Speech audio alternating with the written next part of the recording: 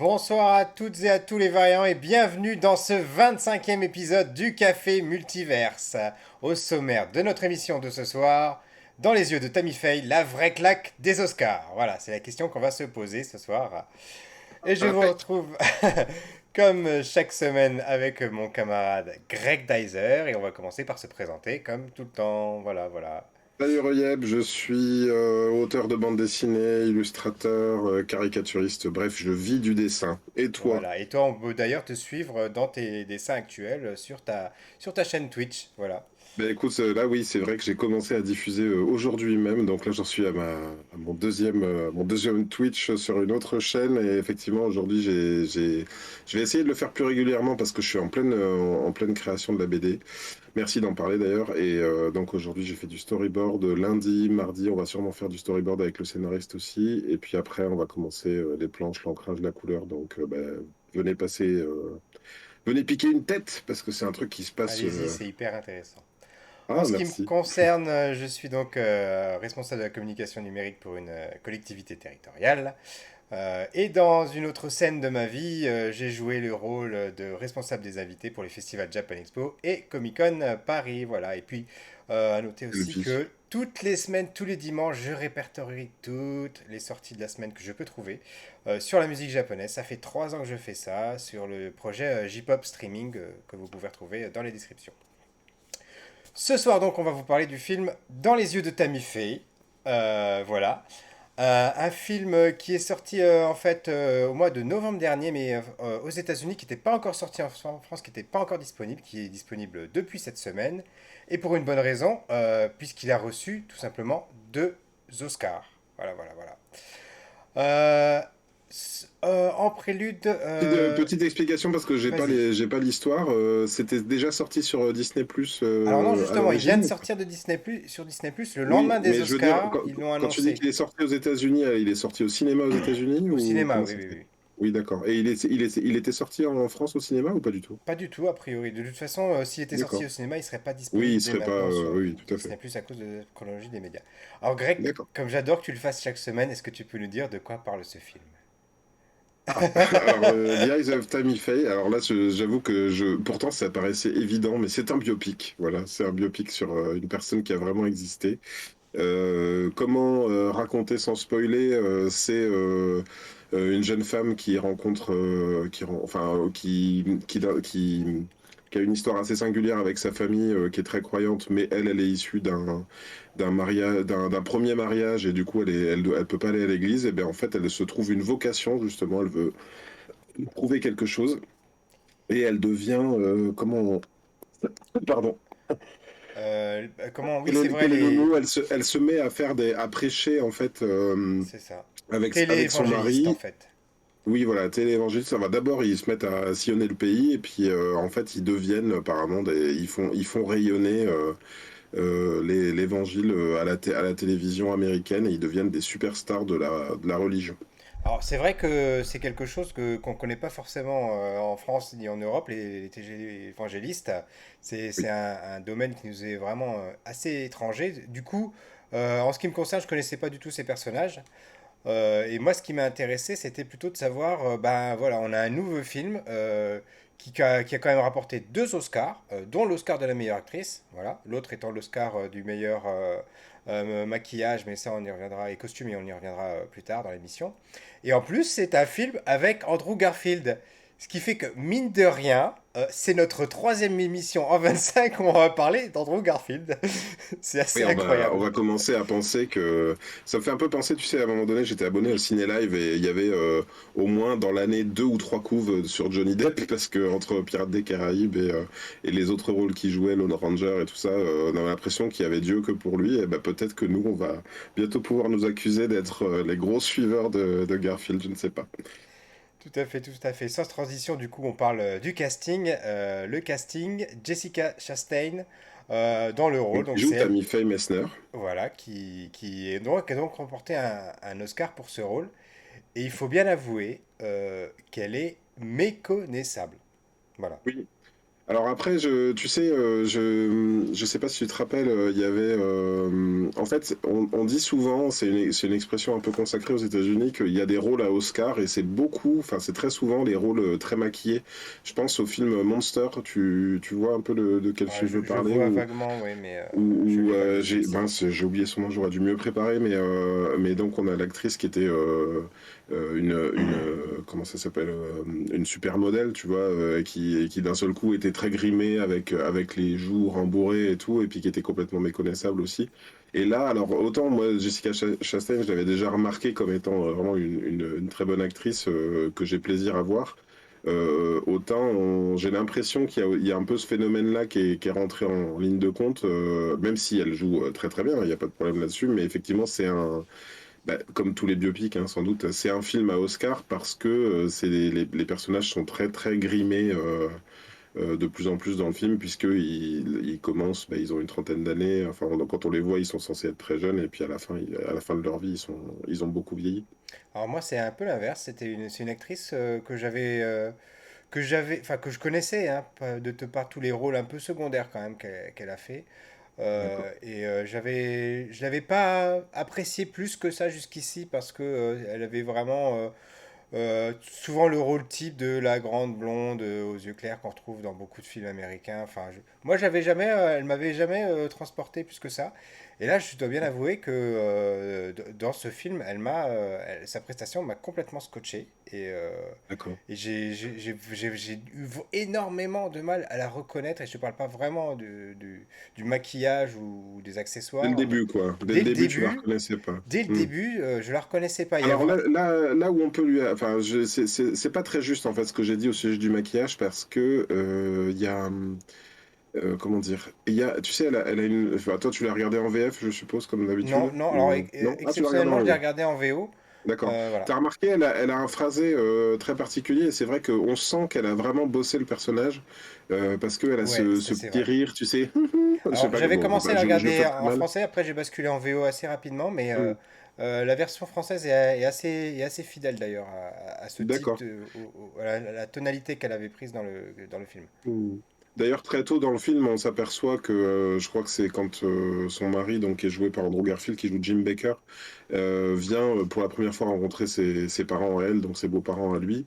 Il voit qu'il y a un livre de Betty Boop et on sent un petit peu le mimétisme donc du personnage, c'est-à-dire qu'elle joue un peu la midinette comme ça, avec la voix très aiguë et ils en font même mention un peu plus tard dans le film. Et même tout son personnage est un peu calqué comme ça sur un personnage très cartoon en fait. Et alors, du coup, qu'est-ce que t'as pensé quand je t'avais proposé de regarder ce film? Parce que c'est venu un peu de Alors, nulle part. À la qu'est-ce base, on que j'ai n'était pas pensé sûr de aussi? faire Moi, ça. écoute, j'ai pensé, oui, j'ai pensé film oscarisé. Effectivement, j'ai pensé à Jessica Chastain. Sur le coup, tu m'as induit en erreur d'ailleurs parce que tu m'as mis, ça te dirait qu'on fasse The Eyes of Tammy Faye, Andrew Garfield, et puis tu m'as mis ensuite Oscar meilleur. Alors, sur le coup, j'ai mal lu et puis j'ai compris que c'était peut-être Andrew Garfield qui avait l'Oscar. Je me suis dit, tiens, c'est curieux que je l'ai pas entendu. Et puis, non, Jessica Chastain, je te dis, ça, moi, pour le coup, je suis pas trop comme toi parce que je l'avais vu donc dans Interstellar, Zero Dark Thirty, même Seul sur Mars, en fait, elle a joué dans des rôles qui m'ont plutôt marqué. Donc, je sais que c'est une Bah, actrice pour moi, je la trouvais juste, mais je l'avais pas forcément trouvé qui sortait du lot, tu vois.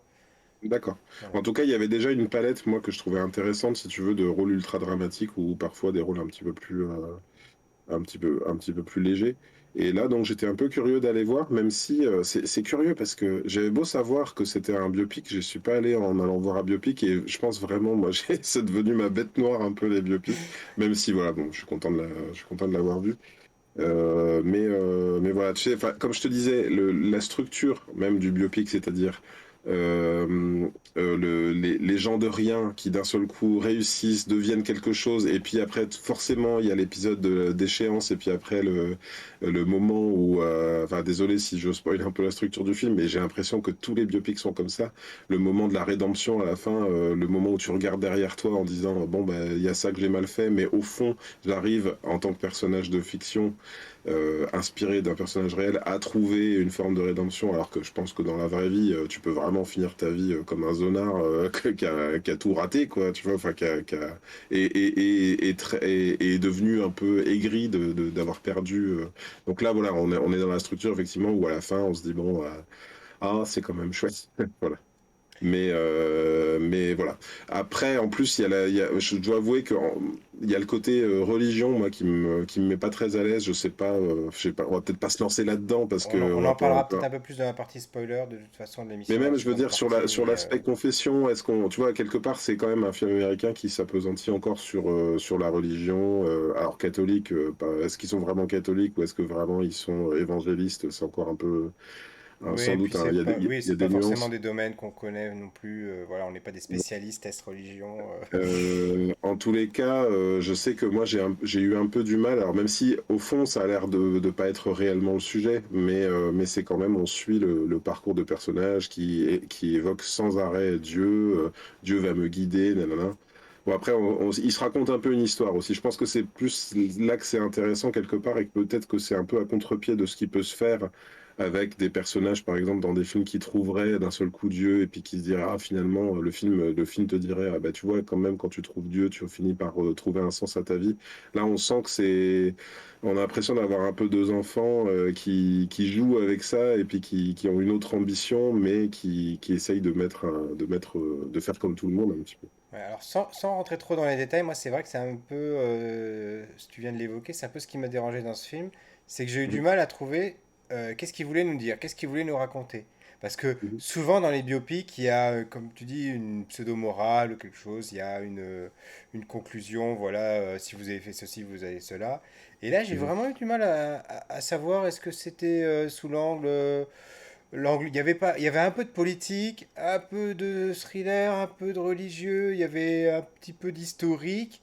Et Mhm. c'est un bluggy-bluga et j'ai pas trop compris, même à la fin du film, je dis mais c'était quoi finalement qu'est-ce qu'ils nous ont raconté quoi? Qu'est-ce Mhm. que t'as ressenti toi?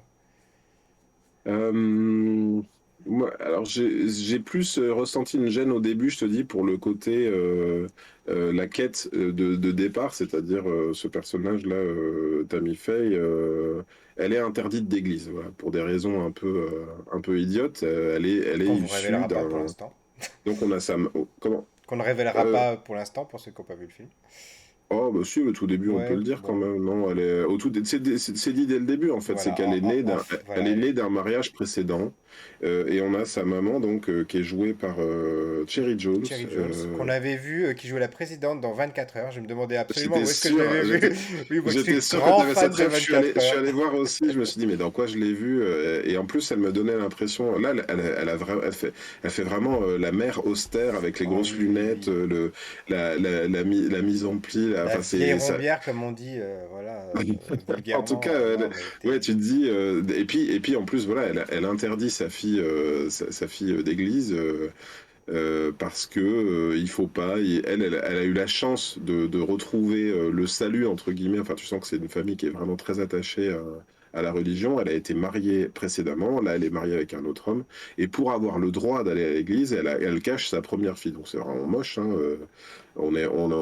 Oui, parce C'est qu'elle lui vrai que rappelle. En fait, la présence de cette fille dans l'église rappelle le péché dont voilà, c'est le ça, péché du le péché, divorce. le fait d'avoir. Voilà. Bah, après, moi, c'est déjà des choses que j'ai entendues, parce que personnellement, je suis divorcé, hein, donc il y a des moments où, dans mon entourage, il fallait presque pas le dire, donc c'est quelque part, c'est une. Je me suis pas transposé en me disant qu'est-ce qui serait passé si j'avais eu des enfants de mon premier mariage, mais presque, hein, d'une certaine façon. Et quelque part, c'est intéressant parce que ça nous met direct en empathie avec ce personnage-là. Après, effectivement, la solution qu'elle trouve, donc Tammy Faye, pour ça, c'est d'aller de force à l'église et de se mettre en transe. J'ai pas trop compris d'ailleurs si elle parlait à l'envers ou si Ouais, ouais. elle dit un truc D'ailleurs, un c'est peu. pas très bien expliqué. On sait pas vraiment si c'est vraiment quelque chose qui s'est passé ou si elle l'a provoqué exprès pour être Ah, se rendre intéressante. Mais on suppose que c'est ça, en tout cas, vu le oui, en tout personnage, cas, vu le déroulement du film ensuite. En tout cas, voilà, enfin, j'ai l'impression que ce qu'elle saisit à ce moment-là, l'adolescente, hein, Tammy Faye, c'est qu'en allant jouer la comédie à fond, tout le monde se dit, oh, regardez, en fait, c'est un miracle, on va réussir à la sauver, cet enfant du péché. Elle joue à fond la carte de. Mais ça se passe au détriment de la reconnaissance de ses parents finalement, parce que toute l'Église a l'air d'adouber ce comportement. Ça lui promet quelque part une carrière ou en tout cas d'aller se former pour devenir donc évangéliste, peut-être même excusez-moi, j'ai pas les mots, hein, mais d'aller prêcher quoi Oui. sur les routes des États-Unis. Mais on sent que la maman, il y a un truc qui elle sent un peu l'entourloupe, quoi. Donc on la voit grandir comme ça, religieusement, aux yeux des autres. Voilà. Et quelque part, se heurter. Alors, moi, pour moi, ce que raconte le film, c'est que c'est son combat permanent à elle. Pour casser les codes un petit peu de la religion et montrer qu'on peut l'amener par des choses différentes et quelque part en faisant des shows tels qu'ils ne se produisent pas, en chantant, en jouant à la comédie, elle invente des marionnettes et tout, donc quelque part elle transforme l'évangile pour le rendre directement accessible aux enfants. Je sais même plus à quoi ça m'a fait penser tout à l'heure. Je vais essayer de Il y a retrouver la. aussi des choses sur le féminisme qu'on retrouve, aussi Bien sur sûr, tout à fait, oui. l'homosexualité, etc., ce sont des thèmes qui sont abordés. Et Oui, d'ailleurs, il y a Vincent Donofrio qui joue dans le film mhm, également, oui. qui est absolument terrible dans ce rôle du pasteur, là, Jerry Falwell, ouais, j'ai voilà, noté le nom, ouais. Qui vient et qui, puis qui qui a une montre à tout le emprise sur monde sa que communauté qui est très très forte, et c'est c'est ça. vraiment, il est impressionnant, Bah, voilà. par exemple, elle est interdite de manger avec les hommes. On se rend compte que c'est que les hommes qui vont manger. Et elle arrive avec ses gros sabots, elle prend sa chaise, elle la traîne pour bien faire, pour montrer ostensiblement qu'elle y va. Et elle force le passage. Et donc, elle est vue d'un très mauvais œil. Mais on sent que, voilà, c'est un personnage qui veut bousculer les codes, quoi. C'est une personne, pardon, parce que c'est pas juste un personnage, c'est une personne qui bouscule les codes.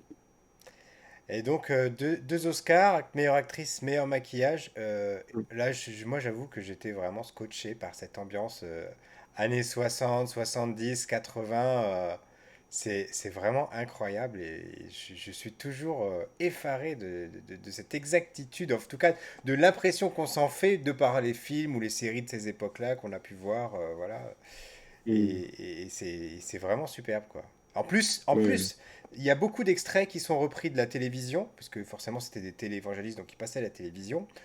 Et donc on se retrouve avec, dans le film où on a des miniatures de la télévision, de les voix passer à la télé, il y a un filtre exprès, il y a le son qui est modifié pour vraiment être dans l'ambiance, quoi. C'est ça. Si, alors j'ai retrouvé l'analogie que je me suis faite. C'est qu'à un moment donné, donc grâce à un bouchon pas de shampoing, mais de bain moussant en forme de tête de cochon, elle fabrique. Elle a l'idée comme ça de fabriquer une marionnette qu'elle fait parler et ça plaît tout de suite à son mari et il commence à sillonner les routes avec ça. Et en fait, ça m'a fait penser à Guignol. Parce que nous, quelque part, le guignol qu'on a eu en France, qui était un peu le symbole de la lutte ouvrière, tu vois, qui allait taper sur les gendarmes, nous, on a eu notre guignol à nous de gauche, quoi, tu vois. Et là, en fait, ça m'a vraiment fait penser au début à le moment où elle crée, elle, cette marionnette, mais plus pour. Bah, c'est le guignol des évangélistes, quoi. Pour moi, je l'ai vraiment vécu comme ça au début. Alors, bien sûr, c'est qu'un début et ça va beaucoup plus loin, hein. On ne reste pas longtemps dans du show de marionnettes. Ce n'est qu'un tremplin, mais quelque part, ça m'a vraiment, vraiment fait penser à ça. Alors a priori c'est aussi une chanteuse, mais et d'ailleurs le film est vendu à la base comme un biopic musical, mais j'ai pas trouvé que les chansons avaient une telle place dans le film, en fait. Je pensais en voir beaucoup plus. C'est pas des chansons de narration en fait. C'est là où c'est pas une comédie musicale par exemple parce que c'est pas des chansons qui vont être calées, qui vont Mais être voilà. créées en Mhm. rythme avec l'intrigue en fait, hein. C'est vraiment, on sent que les chansons ont été faites au fil de l'eau. Je sais même plus si elles sont sous-titrées d'ailleurs pendant le film. J'ai même pas fait attention. Là, Euh, je t'avoue que je me souviens même plus. Mais En après, même temps, je crois que j'ai regardé sans sous-titres, donc la question, je pourrais pas y ah répondre. oui, d'accord.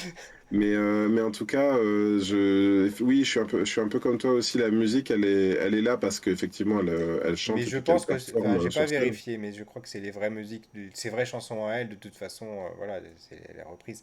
Je ne sais pas par contre si c'est elle qui les interprète dans le film ou si c'est juste Je me suis posé la question, j'ai une l'impression que reprise. c'est quand même Jessica Chastain qui Mais les oui, ça a rechante, l'air, hein, mais on dirait bien, hein. ou en tout cas, si c'est pas elle qui fait la voix, il y a quelqu'un qui fait la voix en synchro. C'est pas, à mon avis, c'est pas la bande enfin, c'est pas le disque d'origine Oui, c'est ça. de Tammy Faye qui est passé, quoi. C'est bien une performance réalisée pour le film. Et du Et coup, qui est d'ailleurs une réussite, hein, mine de rien, parce que les chansons sont assez ouais, ouais, ouais. entraînantes. Et puis il y a tout un aspect, comment dire, TV show, hein, mine de rien. Moi, j'aurais pas trouvé ça. Tu sais, par exemple, j'avais vu le film sur la créatrice de Mary Poppins, tu sais. Ouais. Quelque part, j'aurais bien aimé, moi, avoir un biopic sur Disney là-dessus, tu vois, sur les shows. Là, on rentre un peu dans le façonnage de tout ça. Et puis il y a beaucoup de scènes comme ça qui se déroulent où ils doivent, comme ils font un show quasi quotidien, ils doivent, et puis on voit que ça monte, ils finissent par avoir leur propre chaîne satellite et tout. Et on voit la réalité. Et j'ai bien aimé, moi, la façon dont c'était articulé, tu sais, les trucs qui se jouent en coulisses, et puis constamment, oui, mais alors là, par contre, rappelle-toi que dans 30 secondes, tu dois être, tu vois, et puis non, ils sont tout le temps en tension sur ce qu'ils doivent résoudre parce que bah, ils doivent constamment faire leurs preuves en fait auprès des actionnaires, auprès de ceux qui payent en fait. Et est-ce que tu vois quelque chose à rajouter avant qu'on donne notre avis sur ce film et qu'on passe à la partie spoiler? Eh bien, écoute, juste que je suis allé voir donc le nom parce que je me suis demandé qui réalisait ce film et j'ai découvert que Michael Showalter, en fait, il n'est pas du tout réalisateur. A priori, je sais pas si c'est son premier film. En tout cas, il n'est pas crédité sur beaucoup de films. Il est plutôt comédien comique, si tu veux. J'aurais bien aimé avoir le temps de chercher un petit peu comment dire, qu'est-ce qu'il avait fait se pencher sur ce sujet. Et puis, parce que mine de rien, je trouve qu'il y a une maîtrise de la réalisation qui est impressionnante Oui, pour oui, le quelqu'un film est qui pas, démarre, en fait. est pas mauvais du tout, hein, non, non. Mm, Et mm, puis même au niveau du rythme, c'est pas mal. Il fait quand même 2 heures. J'ai pas mm. forcément trouvé de longueur plus que ça, à part le fait, voilà, que c'était plutôt du côté scénario où je te disais tout à l'heure, j'ai un peu du mal à savoir où le film voulait nous emmener. Mais en fait, quand la dernière scène était arrivée, j'ai senti que c'était la dernière scène, c'était bien amené. Je Mm. savais, je m'attendais à cette fin, je m'attendais à vraiment à cette dernière scène finale, à ce dernier plan. Et Mm. voilà, bon, bah, le contrat a été rempli en tout cas.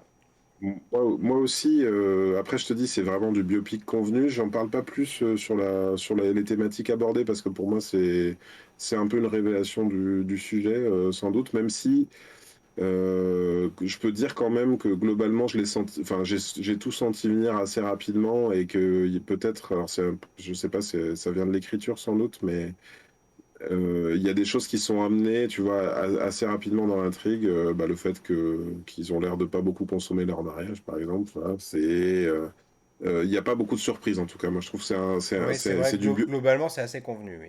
c'est du biopic assez convenu. T'as pas de grande révélation à la fin, t'as pas de grande épiphanie, alors qu'on est dans un truc sur la religion. Non, c'est juste la montée et la déchéance d'un couple qui est devenu superstar Donc, et faut-il regarder Tammy Faye sur Disney+. et ben, après, c'est comme tout. Et puis là, tu sais, je C'est sais pas toi, mais on en est au stade où finalement on consomme sans doute beaucoup plus de séries et de films qu'avant. tout à Je fait. sais pas si je le recommanderais à tout prix. À la limite, vous êtes abonné à Disney+, c'est là, allez voir parce Voilà, qu'effectivement, par c'est. curiosité, si vous aimez bien cette actrice ou bien cet Ouais, acteur, tu m'as si vous déjà dit êtes que t'aimais bien les curieux, biopics. Tu m'as déjà si dit que vous aimez t'étais bien les très. biopics, Ah j'allais y oui, venir, voilà. Alors, voilà. allez le voir Évidemment, parce que. c'est un très bon biopic, c'est tout à fait classique dans sa structure, mais voilà, par rapport Alors, à ça, vous ne serez pas déçus. Si vous avez envie de revoir l'Amérique de ces années-là aussi, c'est assez séduisant. Surtout qu'on voit bien sur l'évolution des personnages. L'évolution des modes, etc. aussi, c'est qui est excellemment bien retranscrit, que ce soit dans les costumes, le maquillage, les attitudes, voilà. Même J'ajouterais quand même un je petit dirais même la lumière, supplément. etc. Vas-y, Ouais, excuse-moi. j'ajouterais quand même un petit supplément d'intérêt parce que, mine de rien, tous les biopics que j'ai cités comme étant les derniers que j'étais allé voir, mine de rien, c'est quand même un biopic sur une femme. C'est pas faux. Sur une femme C'est vrai, tout à fait vrai. dans les années 60-70 qui avait déjà, sans le savoir, bah, enfin, des aspirations féministes. Elle avait l'air d'être partie pour être oubliée et puis elle a fait tout l'inverse. Elle est devenue superstar. Donc si rien que pour ça, je pense que ça vaut le coup d'aller le voir. Donc je recommande. Oui, tout à fait, tout à fait. Et sans transition, on passe à la partie spoiler.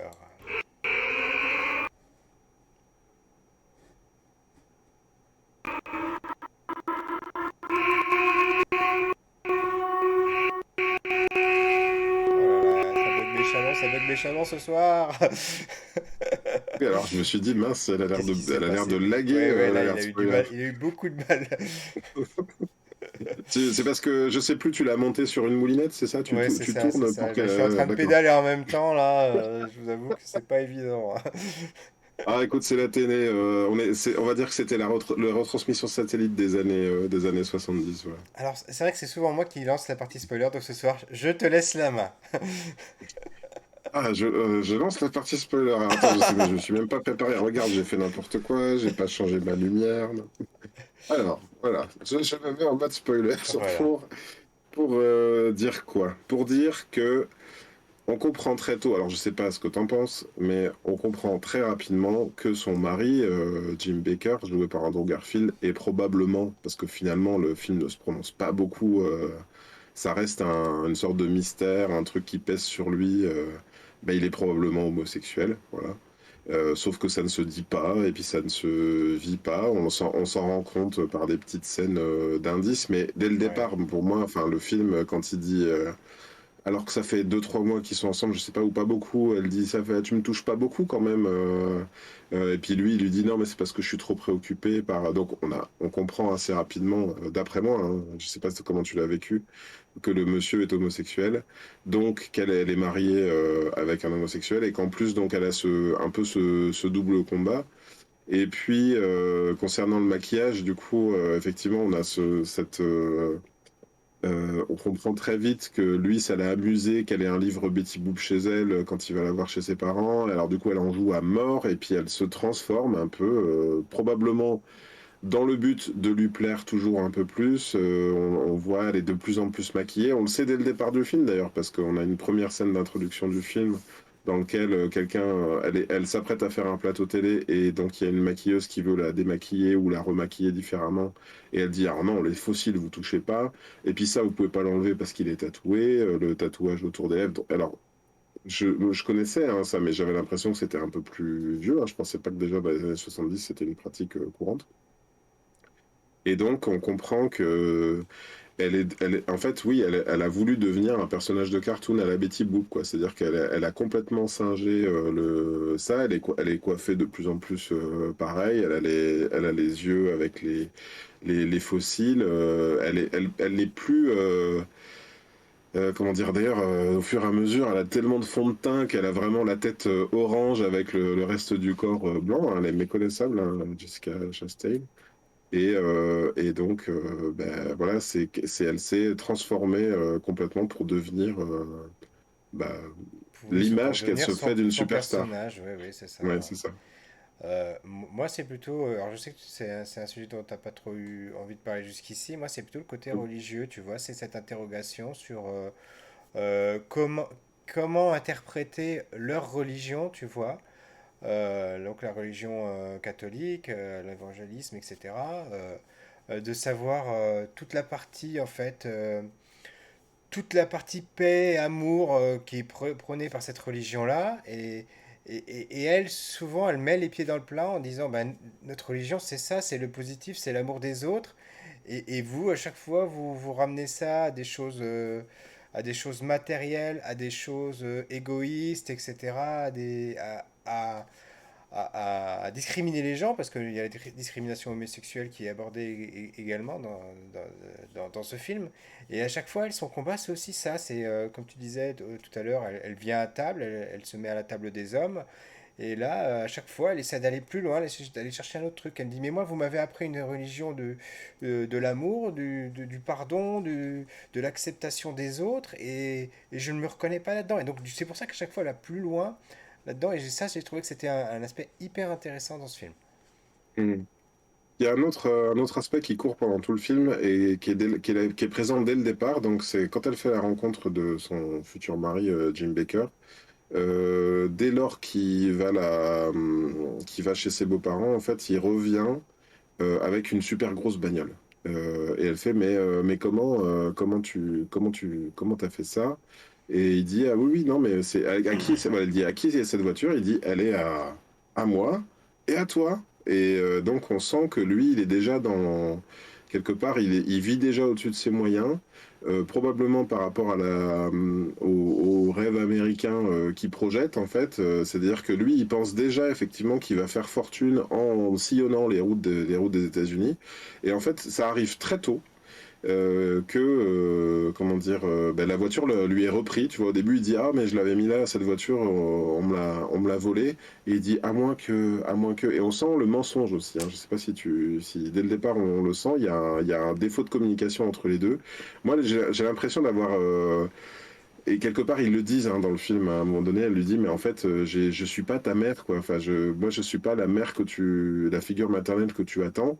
Je voulais être ta femme. Je voulais être une femme avec un homme, voilà, pour toutes les raisons. Hein. Donc, un homme qui lui fait l'amour, sans doute, un homme qui prend soin d'elle, qui est attentionné et qui est pas juste là pour donner une image au public aussi elle voulait son homme quoi d'ailleurs il y a plusieurs comment dire plusieurs rebondissements de scénario dans ce sens-là parce elle tombe un peu amoureuse de l'ingé son qui est venu de Nashville pour enregistrer ses disques mais en fait donc en fait tu sens que l'arnaque est là dès le départ et puis lui à un moment donné et c'est là que je trouve ça pertinent et pour moi ça donne pas une belle image de la religion c'est que immédiatement dès qu'il est confondu au lieu de dire écoute j'ai fait de la merde j'ai vécu au-dessus de mes moyens j'aurais pas dû faire ça il fait ah c'est Dieu alors je sais plus au début il dit c'est j'ai trahi Dieu et puis après finalement il dit non mais c'est parce qu'en fait Dieu me donne une mission il faut que je gagne encore plus enfin tu vois il y Oui, a constamment ce Dieu est souvent une excuse finalement, oui plus qu'une mais raison, pour quoi. excuser leur comportement de gosse, hein, parce que surtout lui, à vrai dire, hein, t'as vraiment l'impression d'avoir un gosse qui fait n'importe quoi, Et, et, euh, et puis qui espère pas être pris la main dans le sac, et puis quand il est pris la main dans le sac, il finit toujours par surenchérir, par trouver une autre solution. et en même temps, ne serait-ce que par rapport à l'aspect de son homosexualité dont tu parlais tout à l'heure, je trouve Mm. que à chaque fois qu'ils abordent un sujet, ils l'abordent avec tellement de pudeur. On ne sait pas si c'est parce qu'ils n'ont pas voulu froisser la communauté évangéliste qui aurait pu être fan de ce personnage, etc. On a l'impression vraiment qu'ils abordent, qu'ils survolent les sujets, qu'ils en parlent, mais pas trop quand même, parce qu'on ne veut pas vous froisser, mais enfin voilà. Et du coup, on en parle 5 minutes, mais vite, on passe au sujet suivant, quoi. Et ça, alors je sais pas si c'est volontaire de la part du réalisateur, mais tu sais, il y a un moment donné où effectivement c'est pas montré, on le voit pas en train de, par exemple, faire l'amour à un homme, mais par contre, le moment où on le voit très complice avec un autre homme, tu sais, ils se mettent à jouer par terre comme ça, puis Ouais, ouais, bien sûr, je me à souviens de se faire cette des scène. guilis un peu, quoi, tu vois, et je me suis dit, pour moi, ça allait avec avec le côté infantile de ce personnage, tu vois, c'est-à-dire que même ça, même son rapport aux hommes, finalement, lui, il l'a pas, il le fait pas d'une manière adulte. Ça reste un truc que tu vas, quand tu vas aller, je sais pas, dans une ferme, dans un coin, faire des chatouilles avec ton pote, plutôt, tu vois, plutôt que d'assumer en fait ce qu'il est vraiment. Et d'ailleurs, au moment, alors je sais plus si c'est le même exact moment, mais au lieu de, on sent à un moment donné, elle l'observe en train de faire ça, en train de jouer un peu avec un des mecs de son équipe comme ça. Et en fait, finalement, il se passe exactement l'inverse, c'est-à-dire qu'elle le couvre ou elle le comprend, mais elle le comprend à demi-mot, elle le dit, elle le formule pas vraiment, elle lui met pas la tête dans son caca en disant, mais de toute façon, et ben finalement, ça se retourne contre elle au moment justement où elle se dit, bah lui, il est pas attiré par les femmes, il est pas attiré par moi, il le sera jamais, et du coup, ça se retourne complètement contre elle, et par rapport justement au modèle de la famille idéale. Et limite là où je trouve ça complètement assassin de sa part à lui, c'est plutôt que d'assumer et de dire ben oui, je suis pas l'homme qu'il te fallait. Et il commence à lui dire ouais, comme s'il lui voulait du bien. Non mais de toute façon lui il va rentrer à Nashville alors que ben, résolument elle est quand même amoureuse de lui. Elle dit mais non fais pas ça. J'ai besoin, enfin on a besoin de lui pour la musique parce que c'est ça aussi un rapport de création et tout ça. Et, et il lui dit non, puis je vais pas te faire, en gros, je vais pas divorcer parce que j'ai vu ce que ça a fait à ta mère, je vais pas te faire la même chose. Et c'est ça, ce moment-là, c'est vraiment moche parce que tu te dis, elle va rester malheureuse, tu vois, avec un homme qui la désire pas et lui, il assumera jamais, quoi. C'est-à-dire que c'est pas, voilà, c'est pas Ouais, jojo, quoi. finalement, c'est elle qui prend les choses en main plus tard en se séparant, quoi. Oui, oui, Voilà. tout à fait. Ouais, ouais. Elle le fait quand il, bah, dans les spoilers, on peut le dire, quand lui il va en prison. Et je crois que c'est ça qui fait à un moment donné qui est assez joli, c'est que finalement il endosse complètement la responsabilité et il fait comme si elle n'était pas du tout responsable et complètement ignorante, alors Ouais, que il bah, fait elle comme l'est si elle pas c'était complètement. la blonde de service ou là, qui n'avait pas vu venir les choses là. C'est Et ça. ouais, Alors ouais. peut-être que là-dessus, le film, il est un peu. Il rétablit une forme de vérité quand tu Mhm. réfléchis. Parce que si nous, on a comment dire, on les voit, hein, les coupures de presse qui passent, tu vois, c'est beaucoup lui qui est pointé du doigt et qui va en prison. Donc peut-être que le film apporte cette lecture-là, si tu connais les personnages, pour montrer qu'elle était loin d'être ignorante, mais alors peut-être un peu dépensière et tout. Là, pour le coup, c'est vrai que l'histoire des manteaux de fourrure, des machins, on sent que il y a Oui, on un sent très nettement qu'ils vivent au-dessus de leurs moyens de toute façon. Oui. ben, probablement que lui a essayé de la combler, il lui reproche à un moment donné, mais probablement qu'il a essayé de la combler matériellement parce que d'un point de vue sentimental, il pouvait pas la combler. Et là encore, hein, on sent une relation amoureuse complètement immature en fait, hein, comme deux enfants. Il lui ferait plein de cadeaux, mais en fait, ils sont pas faits pour être ensemble. Ouais, tout à fait, tout à fait. Du coup, on a fait quand même pas mal le tour de la question déjà ce soir. Oui, je peux faire un tout petite analogie qui m'est venue pendant l'émission. Vas-y. La semaine dernière, on parlait d'Inventing Anna. Ouais. Quelque part, ça m'y a fait un petit peu penser dans la structure de personnage, en tout cas, parce que, mine de rien, on sent quand même bien qu'il y a un problème de malversation, bien qu'il y a un problème d'avoir vécu au-dessus de ses moyens et puis d'avoir extorqué de l'argent, hein, parce que c'est ça l'idée, hein, c'est qu'à chaque fois ils vont, et ça fout le malaise quand même, c'est que ils montrent toute leur vie comme ça. Elle, quand elle a trompé son mari, il lui dit écoute, je suis prêt à te pardonner, mais par contre dans l'émission de ce soir, tu vas aller faire ton mea culpa et dire que tu m'as trompé, que ça t'a appris la vie et que Dieu va te pardonner et tout, enfin constamment, hein. Oui, et puis ça elle, leur fait elle, rapporter beaucoup d'argent de dire ça en plus. et ça leur fait rapporter beaucoup d'argent, mais ça commence à se savoir, en fait, plus ils font ça, et plus des gens se rendent compte qu'ils se sont fait extorquer, et du coup ils appellent pour dire, pour essayer de dénoncer la supercherie, quoi. Et en fait, ils creusent systématiquement leur trou en se servant de leur vie personnelle comment dire, pour gagner encore plus d'argent et pour Pour toujours toucher le creuser cœur le des trou. gens et essayer de Voilà. les toucher au porte-monnaie. Ouais, ouais. Et les toucher au porte-monnaie, mais toujours eux finalement rembourser une dette encore plus, et puis quelque part ils s'endettent pour s'endetter encore plus. Enfin, c'est vraiment un cercle sans fond. Et ça m'a fait un penser à Inventing Anna parce que il y avait ce personnage féminin, mine de rien, qui veut bâtir quelque chose. Ça, pour moi, on est quand même dans une thématique un peu similaire, si tu veux, c'est qu'au bout du compte, certes, il y a l'image, il y a le fait d'être une chanteuse, le fait d'être connue, mais il y a aussi le fait, c'est quelque chose qui revient souvent, que c'est des bâtisseurs. Hein, dans le film, c'est des gens qui ont bâti un empire, mais qui n'ont pas fait que bâtir un empire pour eux. Certes, ils se sont grassement ils se sont fait une vie, je sais plus quel chiffre ils donnent à un moment donné, 300 000 dollars annuels, à eux deux, 400 Ouais. 000 dollars annuels de versement à leur propre profit. Mais peut-être, enfin, heureusement que le film fait pas ça d'ailleurs, mais il montre pas finalement tout ce qui a été bâti autour comme ça pour l'accueil des gens, comment dire, tout ce que ça a apporté à la communauté finalement. Mm. Et le film se termine par une scène et un plan totalement 100% américain.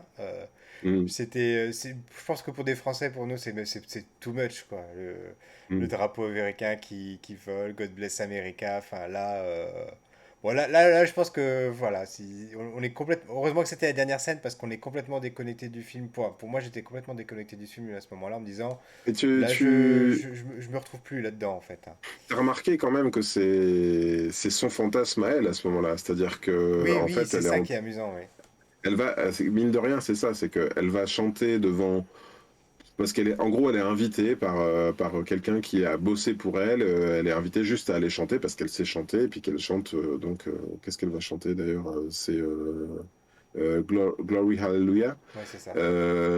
Et donc elle le chante. Et en fait, on voit que l'audience est plutôt amorphe. Elle leur parle avec tout son cœur. En gros, elle se retrouve 15 ans après ou 10 ans après, je sais plus,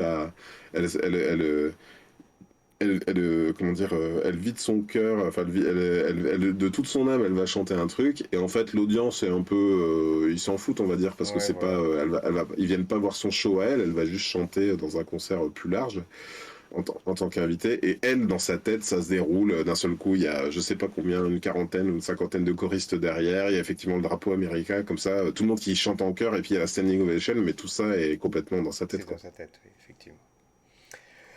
En tout cas, maintenant, on va passer à la partie conseil de la semaine. Un conseil de la semaine un petit peu exceptionnel parce qu'on va seulement vous parler du premier épisode de Moon Knight très rapidement. À moins que tu aies un conseil supplémentaire à nous donner, Greg Reiser, pour commencer. Alors oui, alors j'ai même changé alors, je vais encore changer mon fusil d'épaule. J'avais un Ah, livre, mais je vais le garder pour la semaine prochaine. Une BD, pardon.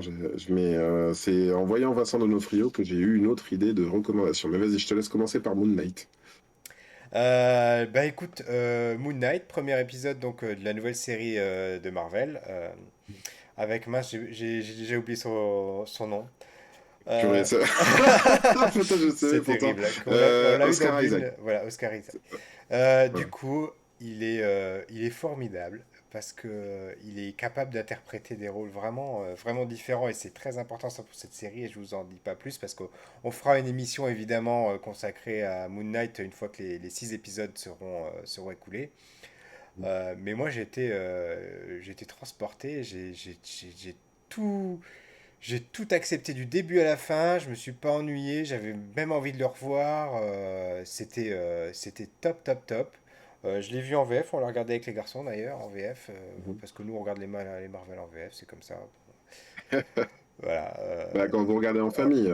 Ouais, voilà, quand on regarde en famille. Après, quand je revois les films ou les séries, ça m'arrive de les regarder en VO, mais en général, la première fois on regarde en VF, voilà, c'est pour la compréhension de tout le monde, c'est plus simple. Et enfin, j'ai pas boudé mon plaisir.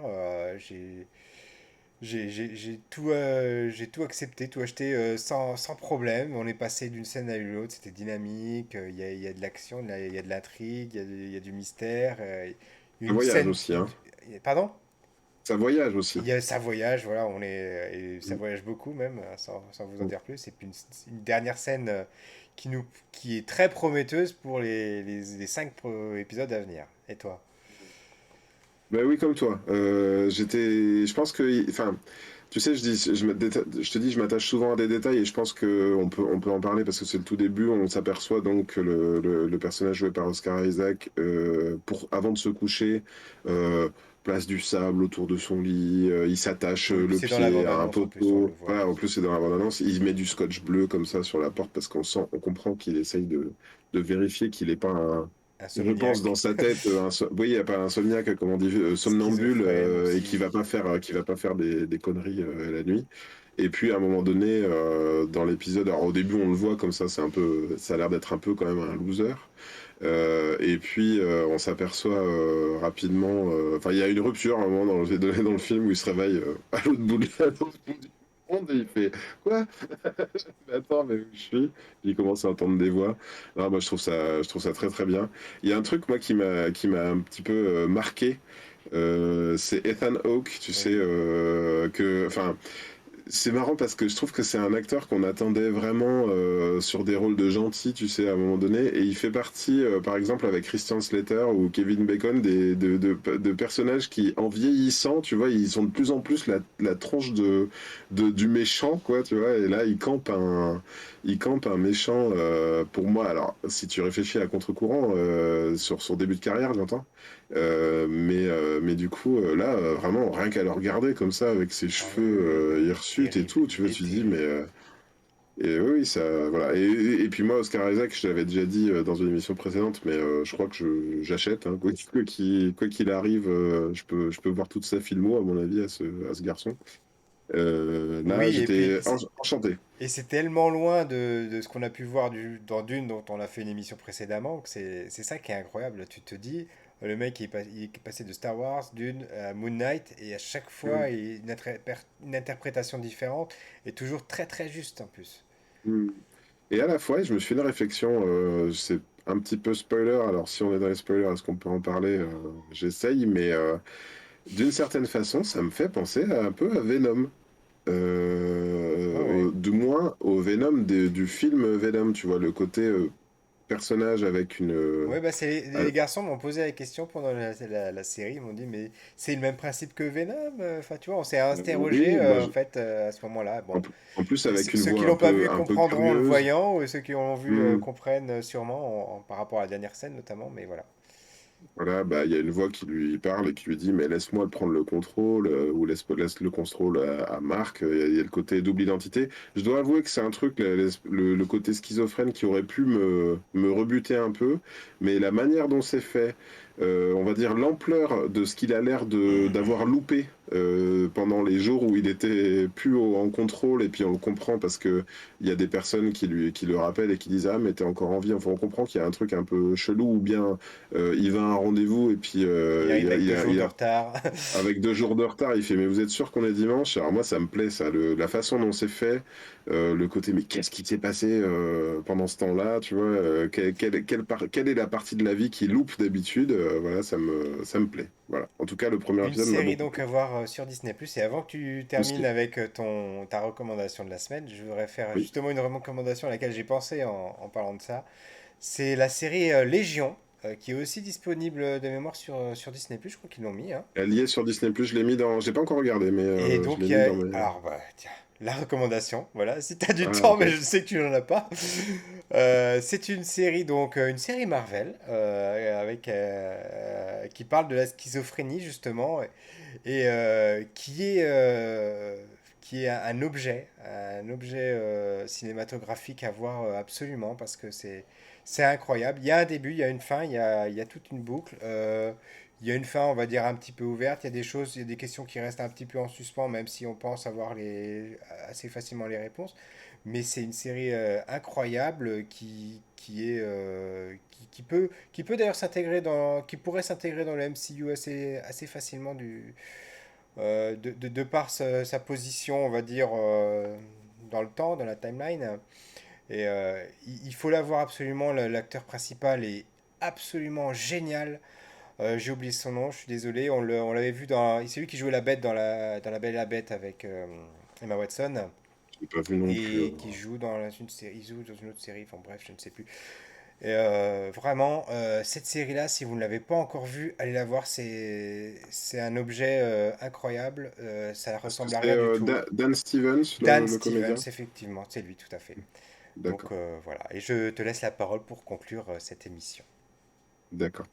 Bah écoute, alors moi, elle est assez simple, ma recommandation. En plus, elle est complètement libre d'accès, parce que c'est sur YouTube. Il y a quelques temps, alors en ce moment, je sais pas où ils en sont, s'ils font encore des vidéos ou pas. Il y a une chaîne qui s'appelle Chronique Fiction, Chronique avec un K à la fin, donc CHRONIK Fiction.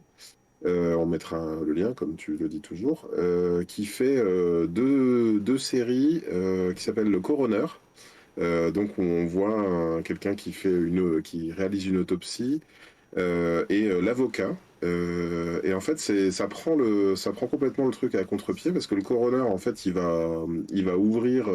Alors, ça reste. Je sais pas si c'est vraiment tout public, mais il ouvre sur sa table un personnage de fiction.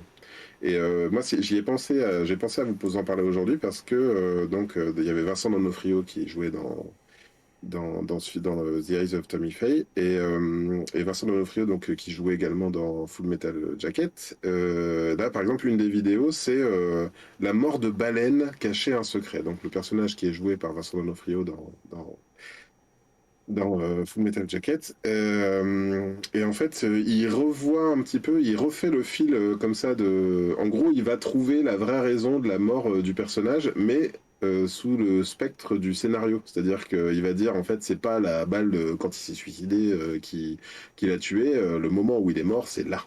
Et en fait, il te remontre les plans comme ça, tu vois, le moment de rupture, en fait, il est déjà mort dans sa tête. Voilà. Donc là, je vous ai spoilé un peu une vidéo, mais en fait, ils vont vraiment s'attaquer à des personnages de fiction et hyper variés. C'est ça que je trouve super intéressant. Notamment, alors j'en ai noté quelques-uns comme ça pour vous montrer que c'est large. Donc ça peut être Mufasa dans Le Roi Lion, la mort dans Final Fantasy VII, je ne vais pas dire qui, 300, House of Cards. Euh, 300, c'était pas pareil, c'était un contre-pied. C'est pas à ce moment-là, c'est pas Leonidas qui meurt. En fait, ce qui meurt, c'est la certitude de son adversaire. Enfin voilà, c'est vraiment super prenant.